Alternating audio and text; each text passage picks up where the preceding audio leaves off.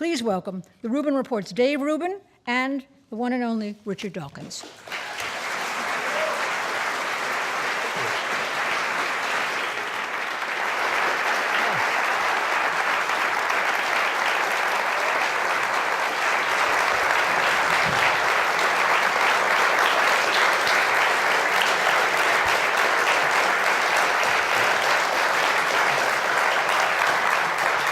Thank you very much, Doctor. Were you looking for the protesters? Was that it? They never come. I don't know why not. But Yeah. As far as I know, we're just with a bunch of bright New Yorkers, and there were no protests outside. Is that kind of disappointing these days? it is a bit, yes. We could probably rile them up a bit. We'll see what we could do. So there's a ton. This, first off, is an absolute thrill and honor for me. I've been trying to get you on my show since before I had a show, I think. And I thought the right way to start would be a little bit about the free speech space and the fake news space and that whole thing. Yesterday, you were supposed to be speaking at Berkeley. You did not speak at Berkeley. They deplatformed you. That's a new phrase. This has happened to you before. What do you make of what's going on? I don't think it was yesterday, but anyway, you're right that I was deplatformed. It did happen before. I was deplatformed by a conference in New York State, and they then replatformed me again 2 weeks later with a very gracious apology and invited me back. And they got it all wrong, which of course they had, but I couldn't go, unfortunately. So that it has happened before. And the one in Berkeley, that was to have happened, I think, in a couple of days' time. This is a radio station which I used to love when I lived in Berkeley. I lived there for 2 years, and it was this was a sort of liberal beacon at a time in the late 60s when Berkeley was the home of free speech. The free speech movement was in 1963. How have the mighty fallen? Berkeley, the home of free speech, now the home of suppression of free speech. And that's very sad to me because I love the place. I always have loved the place. The less said about it, the better, really. Yeah. All right. We'll do science then. You want to do science? Yeah. Yeah. I'll ask you one other thing on that. Can you give me one other, and then we'll go right into science. When this happens, do you ever have a moment where you go, "Wow, something really has veered off the path here"? Not just Yes. in politics, but in society as a whole, that we've really lost something that is so important to us. I think we really have. I mean, mine is just a minor episode, but there have been a large number of cases where university campuses, there have been protests that have prevented people from going to speak at universities because they just don't like what they think they're going to hear. And it's really sad when you think that a university, of all places, is the place where ideas should be aired and exchanged and disputed and argued over. Go along and argue. That's what the university is for. There's sort of soft, sappy inability to take something that you find offensive and hurtful. It's pathetic. It's contemptible. That's applause worthy right there. And we see this creeping into the hard sciences, right? I mean, to blend this to your book right now and talk about rationality, it was one thing when some of this stuff was happening with the social sciences, but now we see it with the hard sciences, which I think has a lot of people really shocked. I'm not sure why you say hard sciences. I mean, the fact that I happen to be a scientist, it's not scientists who are doing the protesting. I don't know who it is, but I hope it's not scientists. No, not the scientists. Yeah. It's the students that are upset about ideas have shifted from just going after sociology. Right, yes. But it usually is because it offends their sociological sensibilities. It usually, I don't think anybody has protested about somebody coming and talking about quantum theory yet. Yet. Yes. That'll be the day. So the book is called Science in the Soul, and when they sent me the copy, I mean, the title right there, I mean, you're a well-known atheist. Science in the Soul, how can it be? Well, there's a chapter about killing the soul 50 years on, which begins with, I think I just saw it just now. It begins with a definition of soul, two different definitions, and one of them is the the immortal soul, the religious soul, which is the one that's going to be killed.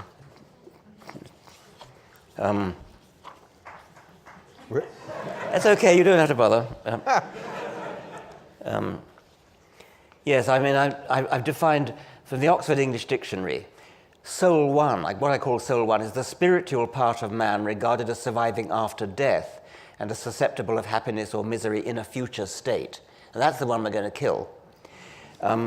Soul two is intellectual or spiritual power, high development of the mental faculties, also in somewhat weakened sense, deep feeling sensitivity, the seat of the emotions, feelings, or sentiments, the emotional part of man's nature. And I think that you can be emotional about, you can be poetic, certainly, about science. So Carl Sagan, Albert Einstein, many scientists have waxed soulful, spiritual, about the beauty of the world from a scientific point of view. I wrote a book myself called Unweaving the Rainbow, which was an attempt to rebut John Keats, who complained about Newton. He thought Newton had spoiled the poetry of the rainbow by explaining it. Whereas, obviously, what I think is that it becomes more poetic, not less, if you understand about what's causing all this beauty. And the world is so full of beauty.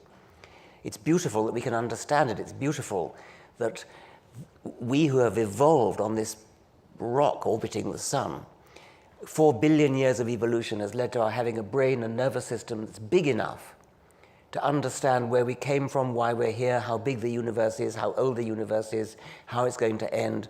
We now know all that. And isn't that wonderful? Isn't that beautiful? Can't you feel spiritual, soulful about that? Yeah. That's what I mean by science in the soul. What about the people that do a little bit of part one there, of the first definition, that they accept all of the things that you just said and they are rational and believe in science and all of that, but also have a piece that can't be explained, that they themselves can't explain? I'm reminded of a lovely story by Douglas Adams, who's a great hero of mine. He told a story of a man who didn't understand how television worked. And he thought there must be little men inside the television who were sort of moving the images around. And so an engineer sat him down and explained to him about radio waves and about amplifiers and about scan lines and how they were modulated by the radio waves and how. So he said, oh yeah, that makes sense. Yes, I see, I understand how television works. But I expect there are just a few little men in there, aren't there? So no, I think it's all or none. You've got to go the whole hog. Yeah. Rationality, which really is what this book is about, we don't seem to have much of it right now. I'm not even talking about, we can put the colleges aside and all that. Just the general level of discourse. We were talking in the green room a little bit about Twitter. You can boo. You know, that the way we communicate right now has very little to do with the rational mind. Do you think that's fair to say? Yes, and you mentioned Twitter. I mean, that is a problem with the anonymity. I sometimes think when I read Twitter, that lovely quote from George Carlin, who said, "Think how stupid the average person is, and now reflect that 50% are even stupider than that."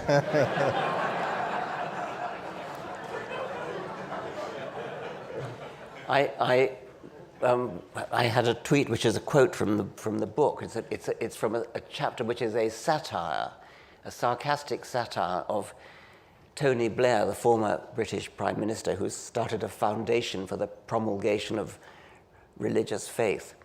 And my satire said, of course, we are going to encourage Sharia law, but only on a strictly voluntary basis, only for those whose husbands and fathers agree.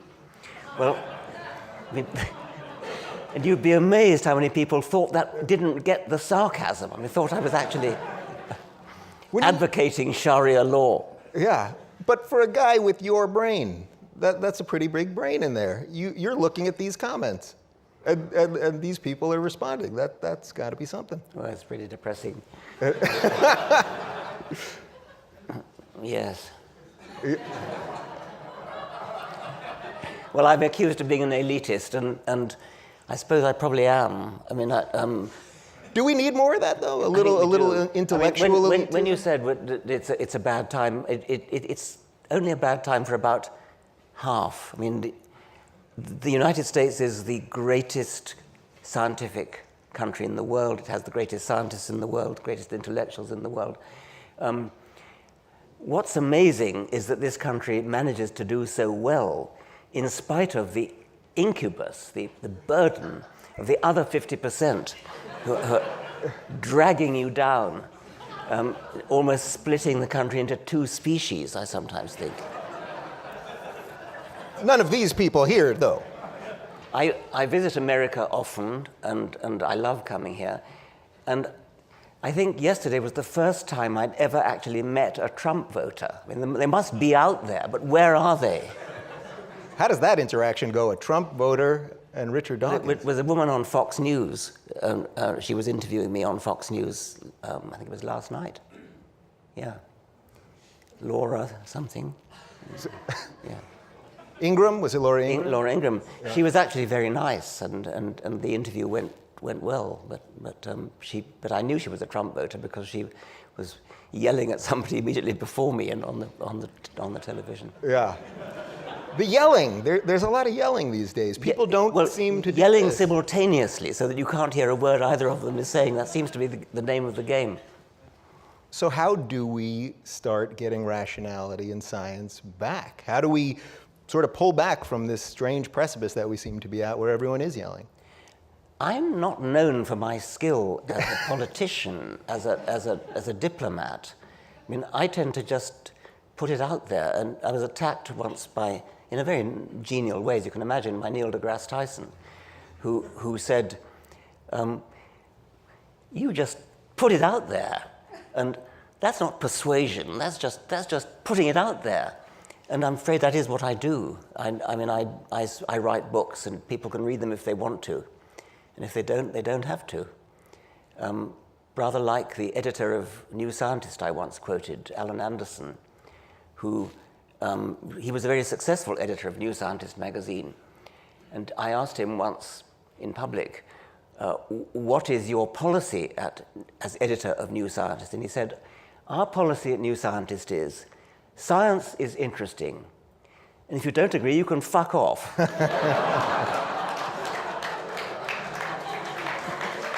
Well, that's, as Neil deGrasse Tyson would say, that's no way to persuade anybody. Yeah.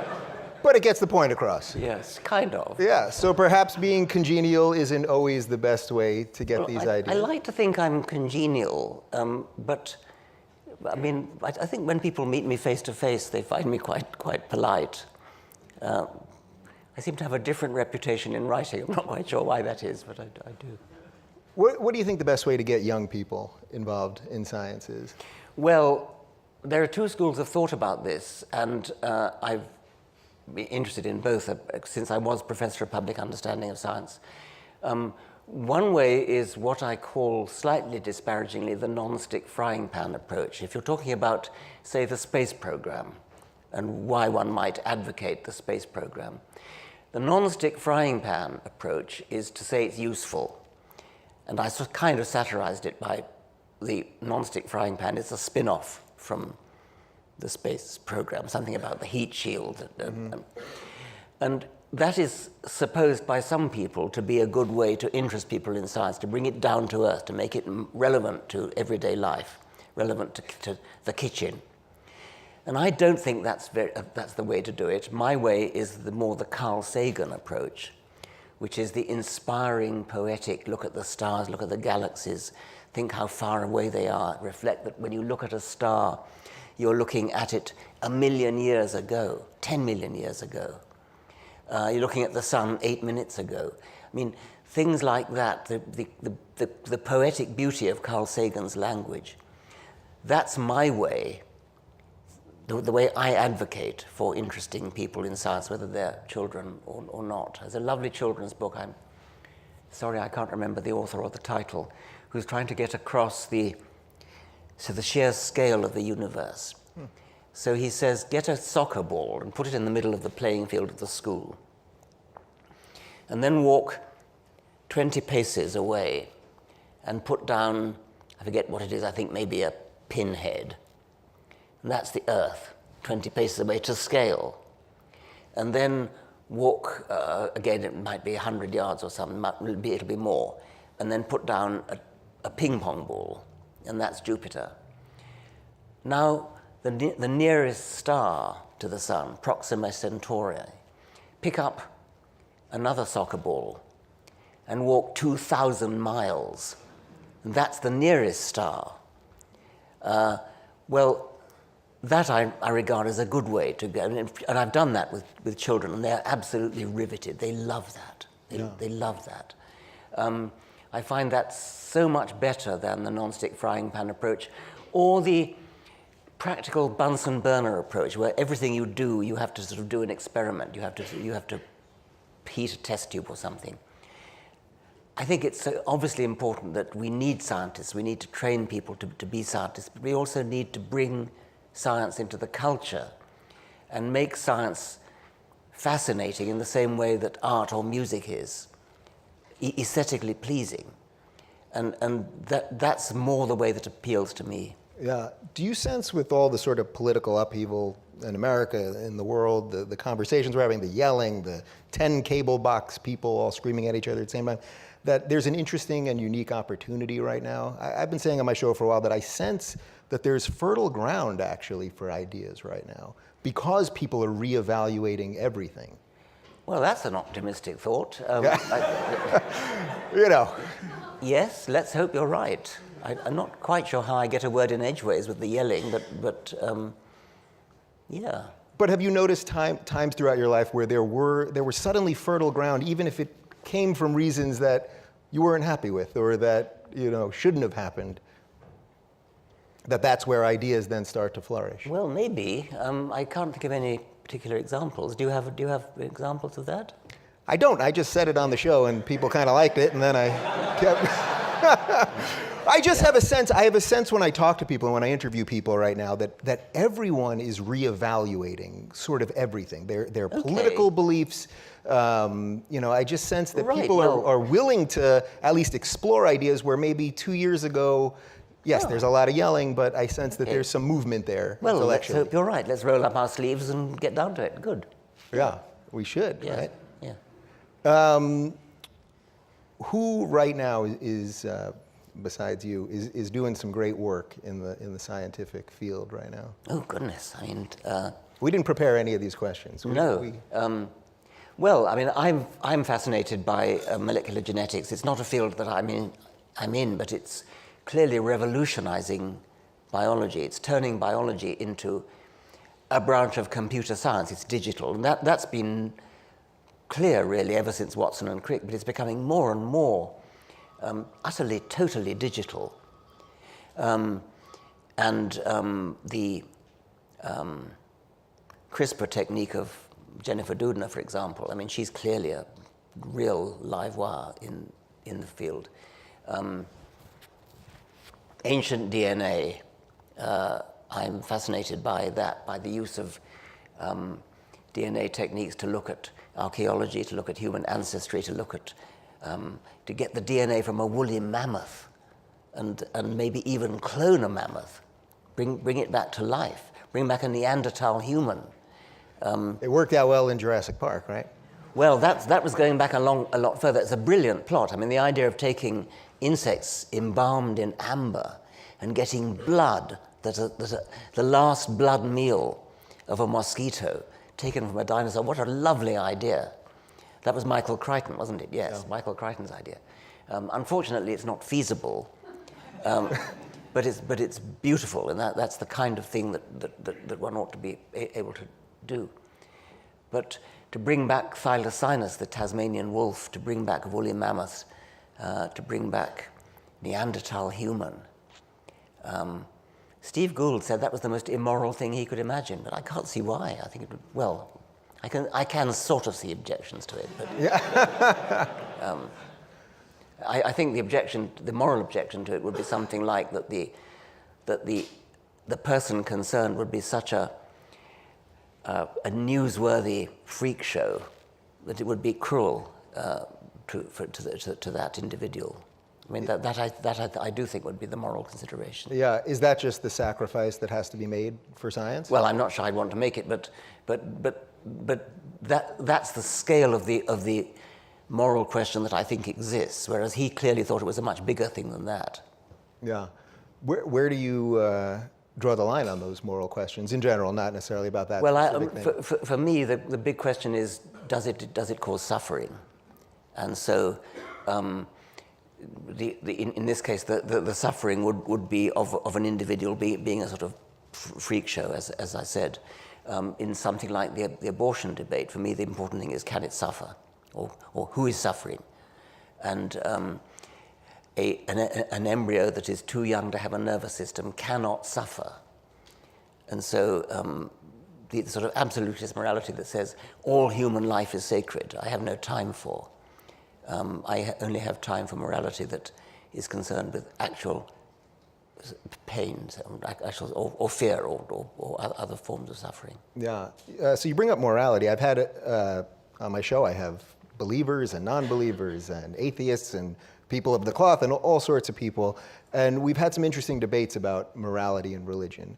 How do you get your morality? And when I ask you that, I mean your personal morality. Well, I think I get it the same way most people get it, from a kind of... I guess the protesters are here. They're knocking politely.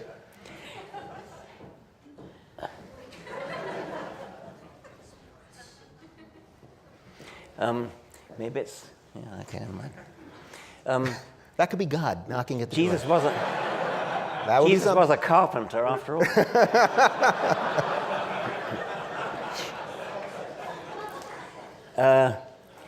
Well, I think that morality needs to be intelligently designed, as opposed to laid down in some holy book.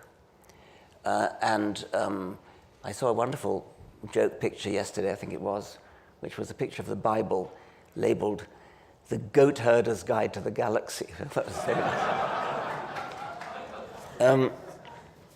Yes, intelligent design, we don't want intelligent design as an explanation for our existence. We've got Darwinism for that. But we do need intelligent design for morality. We should not and do not get our morality from holy books. We clearly don't. If we did, we would be stoning adulterers to death and stoning people for breaking the Sabbath and things like that.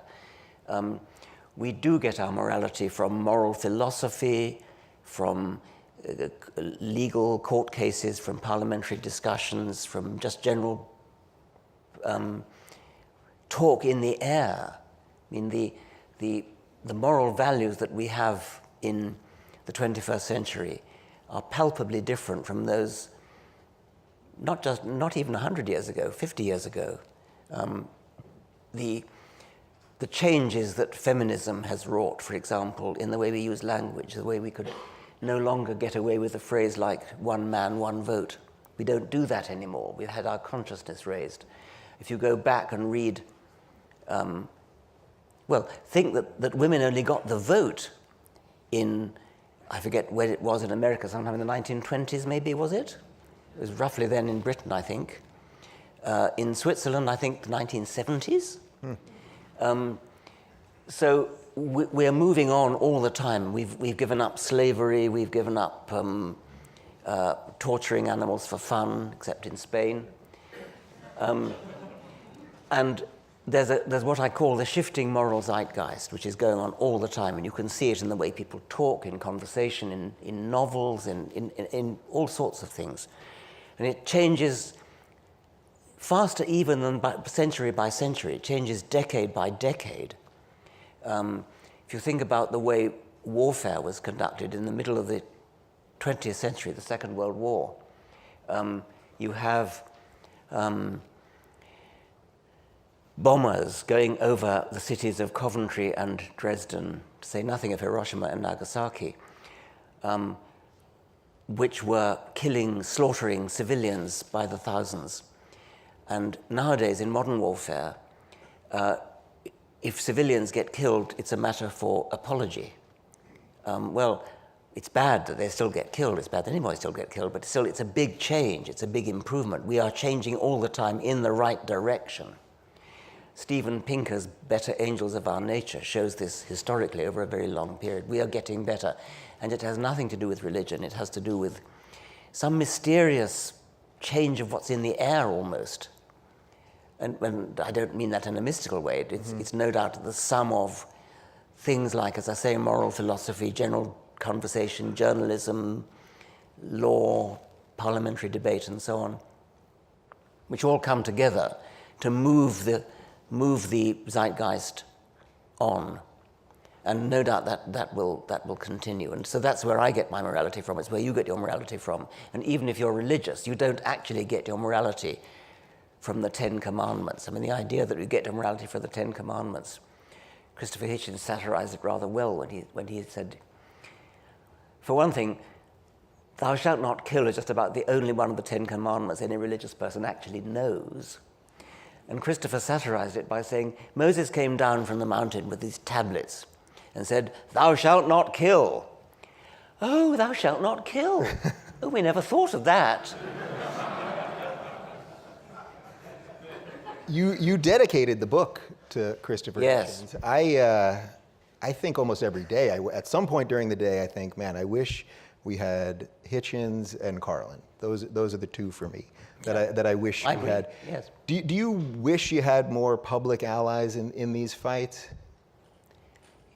Yes. I mean, the loss of Christopher was a huge tragedy as well. I mean, personal tragedy, obviously, but also tragedy for intellectual life. And I dedicated the book to him. The last chapter of the book is the speech that I made in his honor shortly before he died, very shortly before he died. And I ended the book, which is dedicated to him, as I say, reverting to the word soul and saying about Christopher, this intrepid warrior for truth, this cultured, courteous citizen of the world, this devastating, coruscating enemy of lies and cant, well, maybe he has no immortal soul, none of us has. But in the only meaning of the words that makes any sense, the soul of Christopher Hitchens is among the immortals.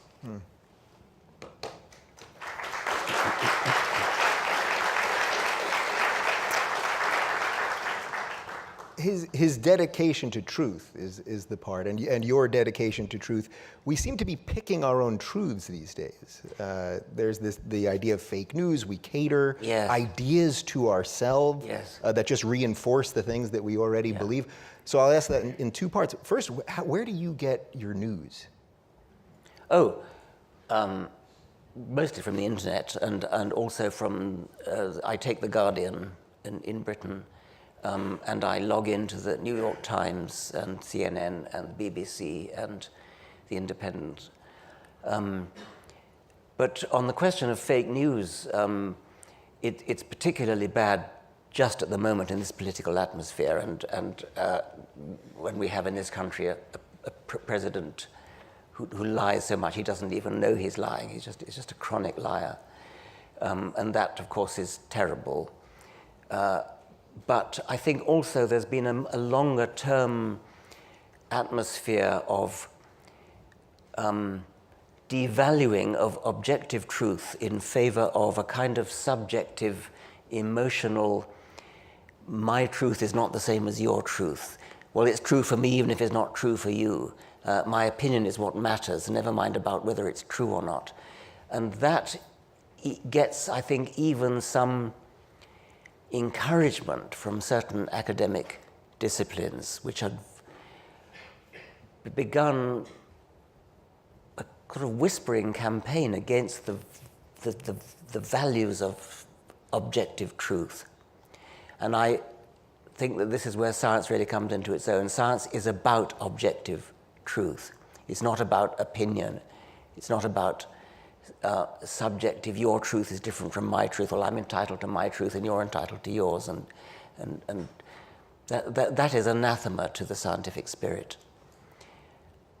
I do feel passionately about that. Yeah. Do you feel that sort of postmodern thinking that Yeah. we all sort of have our own truths, that actually is the biggest threat to science? Or do you look at someone like Trump or just any other leader out there that either is cutting funding to science or whatever Yes, else? I mean, Trump is a more immediate threat, but the other may be a more insidious one in the long term. Yeah. I want to go back to religion for a moment, because Yeah. one of the things that I find people are struggling with the most, and I know you've talked about it a lot, is separating ideas from people. Yes. That we should be able to criticize ideas, and that doesn't mean you're criticizing everyone that prescribes necessarily to all of those ideas, or that we all pick and choose ideas and have weak spots and blind spots. Can you talk a little bit about ideas versus Yes, people? that's absolutely right, and there's no doubt about it that many people identify with their ideas, religious ideas especially, so much. I thought he was chasing a mouse. Oh, no. Do a better job. That seems... It's audience questions, just kidding. Go ahead. Okay. Go ahead.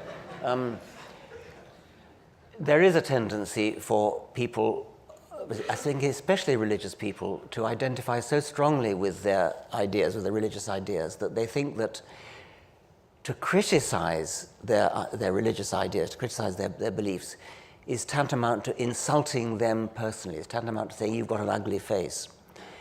And this is so wrong. I mean, it's so retrograde, because ideas are there to be criticized. You must be able to defend your ideas. If they're any good, then you should say, I believe this because so-and-so, because X, Y, and Z. You cannot just shelter and say, oh, you've insulted me. You've mortally offended me by criticizing my ideas. Again, to quote Christopher Hitchens, he said, you're offended by what I've just said. I'm still waiting to hear your point.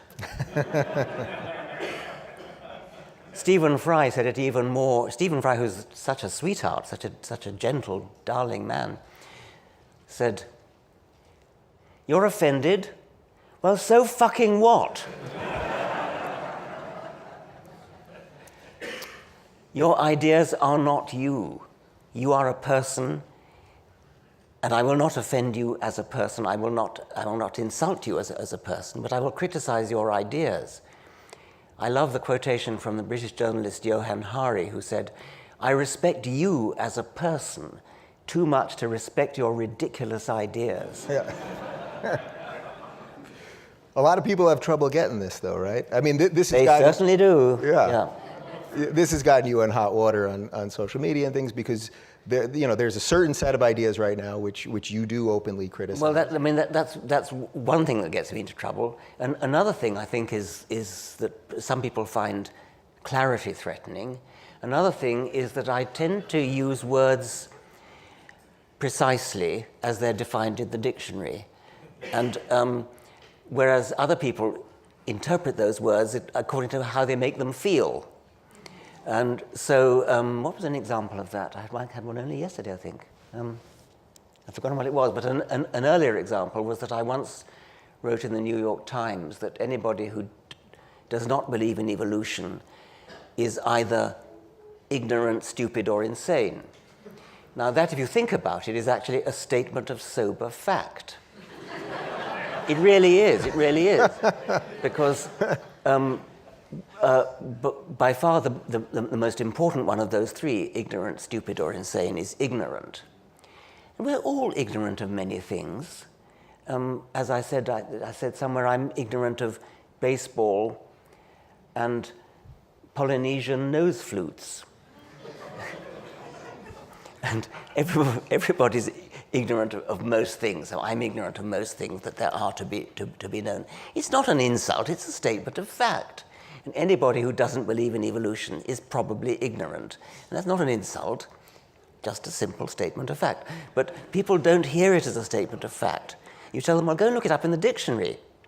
It's not an insult, it just means you don't know. And somebody who doesn't believe in evolution, they could be stupid or insane, but it's much more likely that they just don't know. In other words, they're ignorant, and it's up to us as scientists to do something about it and teach them. Well, that's...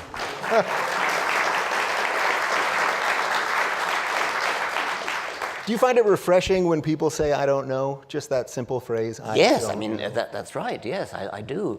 And I say it myself a lot. Science proceeds by people not knowing and wanting to know, trying to do something about it. I would be remiss, I'm going to get to the audience questions, but if having you here as a big sci-fi guy, talk to me a little bit about AI and where you think this is going to take us, and will it make us evolve differently, faster? Well, I'm not sure I'd use the word evolve, but it could be that, I think AI is, I'm committed to the view philosophically that, as a philosophical naturalist, that there's nothing in our brains that isn't governed by the laws of physics. And so, in principle, it must be possible to simulate everything that a brain does in silico. And so, in principle, it must be possible to make robots that are capable of doing everything that humans can do. And and some people are very alarmed at that idea, that they'll take our jobs and maybe even get rid of us because we won't be needed anymore. And as you say, this is science fiction at the moment.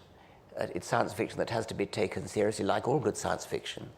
And there are people like Elon Musk and Stephen Hawking who are seriously worried about it, and you have to listen to them. They're highly intelligent geniuses, both of them. So part of me is rather excited by the idea. As a scientist, I'm intrigued by the idea that building computing machines that are capable of doing what humans can do will help us to understand how we work, and will solve some of the great philosophical questions that remain. On the other hand, if they really did suppress us because we're not needed, that's clearly something to be a bit worried about. I mean, it could be that they'll make a much better job of running the world than we do. And since I think I'm committed to the view that they must be capable of emotions like being happy, they might increase the sum of, I won't say human happiness, the sum of sentient being happiness in the world. So it might not be all bad. I'll take that as hopeful. Yeah, I'll take that. All right, let's jump into audience questions. I heard you say backstage you had no rules, so people could submit anything, and I shuffled them a little bit here, so I'm just going to go anywhere.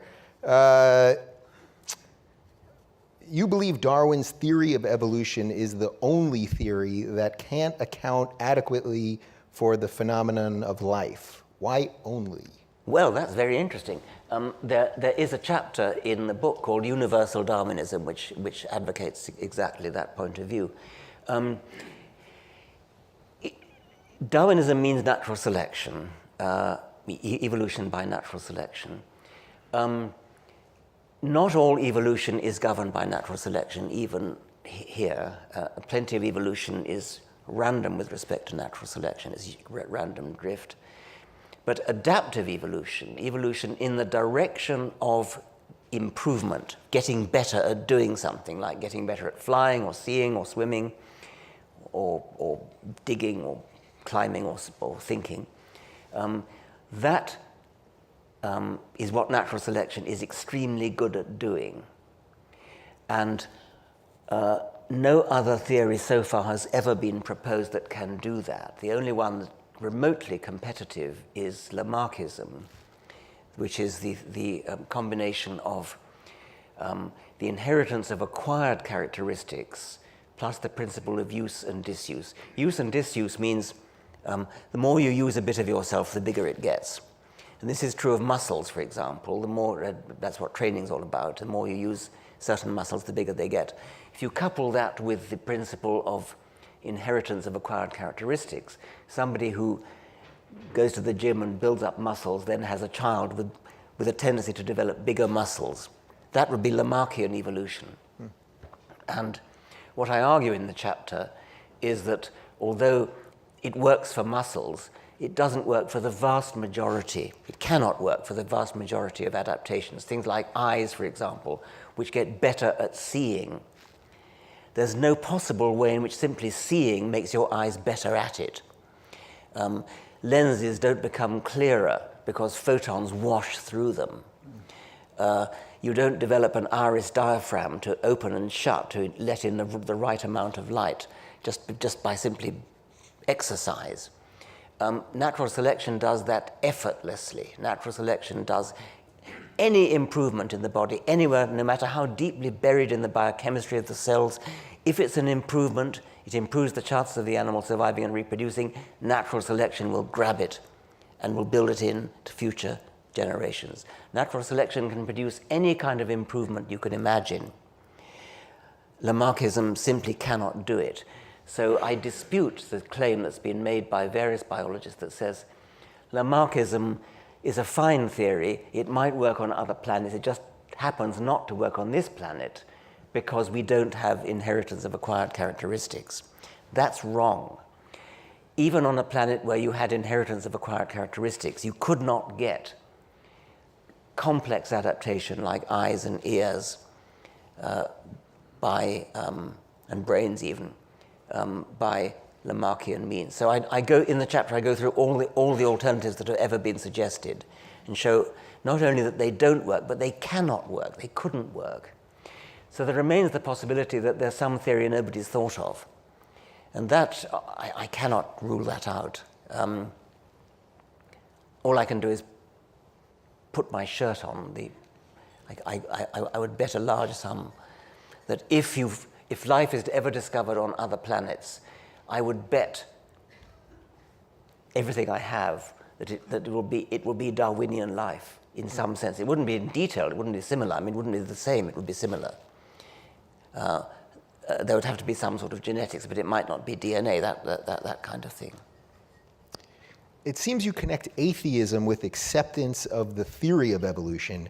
Can't atheism stand alone without the slightest nod to evolution, as if the theory was never proposed? Oh, goodness, I doubt that. Because we've got this stupendous problem of explaining our existence, the existence of all living things. Anybody who thinks that underestimates the colossal improbability of a living organism. I mean, think about any living organism you like, but just take a bird, for example. It's a beautifully constructed machine that can fly and walk and peck and reproduce. Highly complicated machinery, devastatingly complicated, everything is geared to this one task of surviving and reproducing in the particular way that birds do it. Fish do it another way, monkeys do it another way. To abandon that and say, I'm still an atheist, would be a very, very hard thing to do. I once had an argument with an eminent philosopher. He's now dead, so I can mention him, A.J. Ayer, Sir Alfred Ayer. And I said it would be very hard to be an atheist before Darwin. And he said, why? What's the problem? And I wrote a book, actually, to try to explain to him. It was called The Blind Watchmaker, to explain to him what the problem was. I think, and you just simply, if you think that, you just don't get what an enormously complicated thing a living organism is, let alone the entire panoply of life. I'll throw a bonus one in off that, which is, I think I heard you partially answer this with Sam Harris in LA a couple months ago, but when you had your stroke about a year ago, did it challenge any of your beliefs or lack of beliefs? No.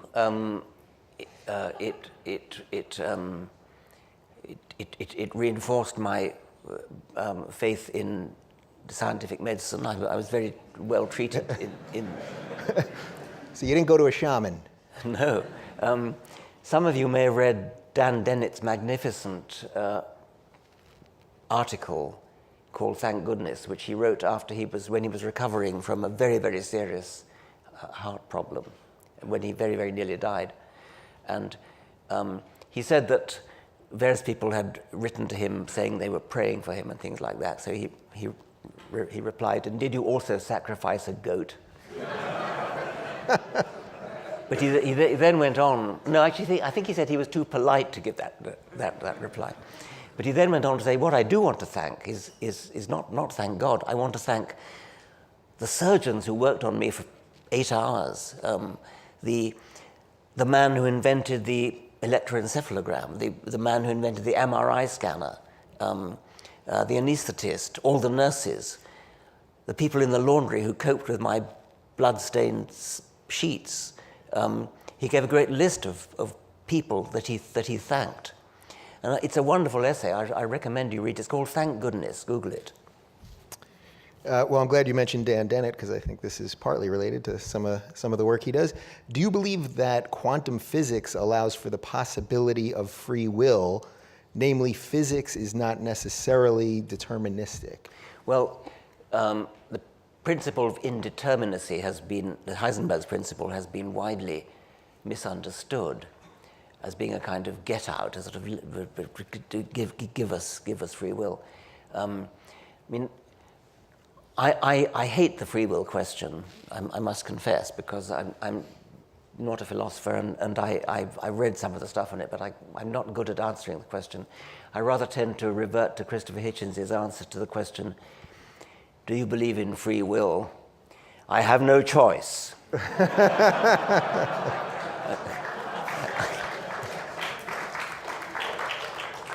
I know which question I'm going to do last, so I'm going to put that one there. How do you evaluate the contradiction between capitalism's need for scientific development on one hand and its insatiable drive for competition and profit that interestingly seems to cling to mystification and religious thinking for its cover? That is a loaded question if I've ever heard one.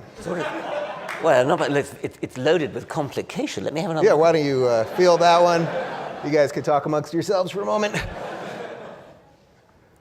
Capitalism's need for scientific development on the one hand, and its insatiable drive for competition and profit. So it's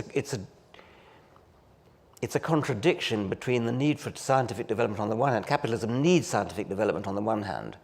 On the other hand, it has an insatiable drive for competition and profit, which the questioner thinks is incompatible with scientific development. Whoever wrote this question is having the moment of their life right now. Richard Dawkins examining my question. Seems to cling to mystification and religious thinking for its cover. Drive for competition and profit. I don't get why competition and profit, the drive for competition and profit, seems to cling to mystification and religious thinking for its cover. I think the author of this question has written a book about this, which I would be interested to read, but for the moment I don't. Yeah. Fair enough. Put that one over there.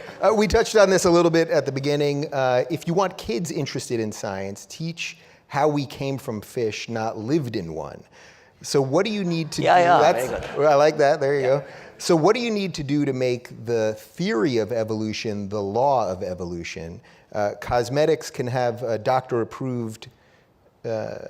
Cosmetics can be doctor-approved. Can't scientists have the word law approved too? Yes, I like that. I'm not sure I'm so keen on the word law in this case. I'd just rather use the word fact. Evolution is a fact. We must stop calling it a theory because it just simply misleads people. The current orthodox way to handle this is to say scientists use the word theory in a different way from lay people, but that just doesn't seem to work. We can't get that across. And it's only partially true because scientists do use the word theory as a synonym for hypothesis as well. And so, although it is true that something like the theory of gravity is not just a hypothesis that might be true and might be false, nevertheless, scientists do use the word theory to mean something that is tentative and might be wrong, might be right. So I want to stop calling evolution a theory. Just stop it.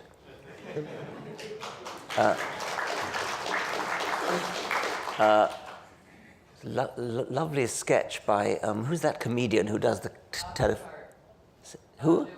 Bob Newhart. He plays a psychiatrist, and he has a woman who comes to him because she has a morbid fear of being buried alive in a box. And so he says, well, it'll cost you $5. I want you to listen very carefully to the following two, I'm just going to say two words, and I want you to take very careful note. So she gets ready, and he says, "Stop it!" So we're going to stop calling evolution a theory. Evolution is a fact.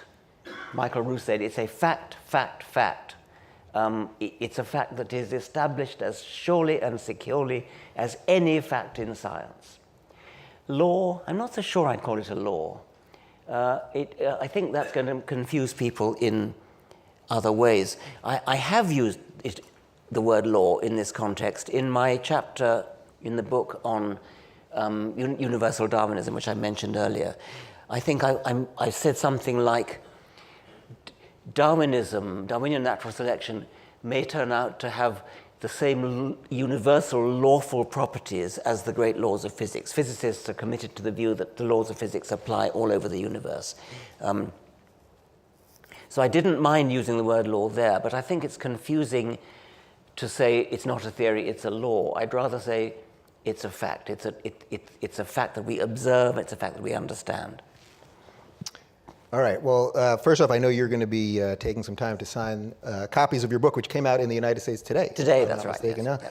huh? So Richard will be doing that after, and I thought this would be an appropriate one to end on. Richard, how do I respond to a friend when she says, quote, "everything is good or bad energy"? She says bananas are bad energy, so don't eat them.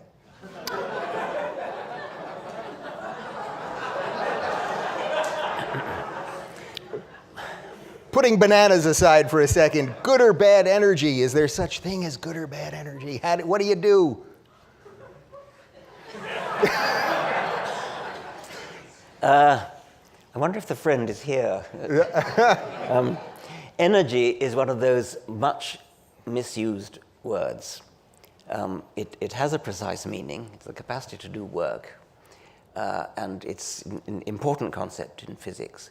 It is misused horribly by mystics and charlatans who are all the time trying to sort of balance your energies and balance your chakras and things like that. If you divide the world into things that have good energy and bad energy, then the kindest thing I can say is you're simply misusing the word energy. And to be slightly more unkind, I would say bollocks. Well, give it up for Richard Dawkins, everybody.